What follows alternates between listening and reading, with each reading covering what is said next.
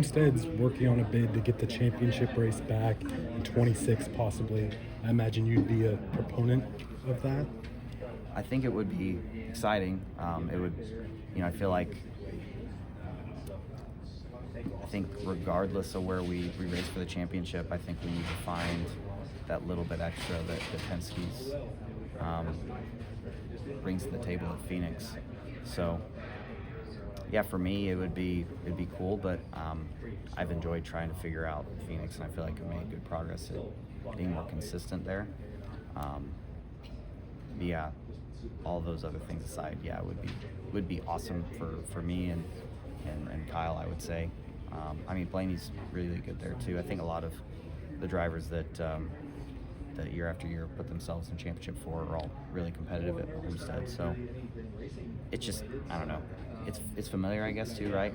For so many years, that's where you'd end your year, down there, in Florida City or down in the Keys. So from that sense too, it just feels like home.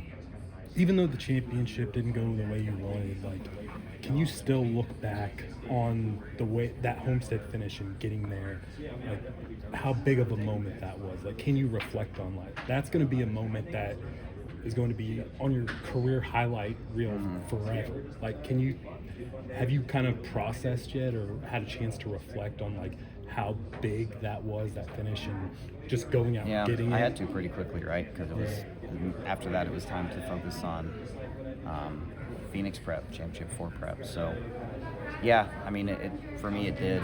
I mean, it's just when you look at all the details of it, right? That made up that race. It shouldn't have worked out. We found a way to overcome the odds. So that was a really, really awesome moment for us and for this whole team. Is that moment bigger than your Xfinity championships?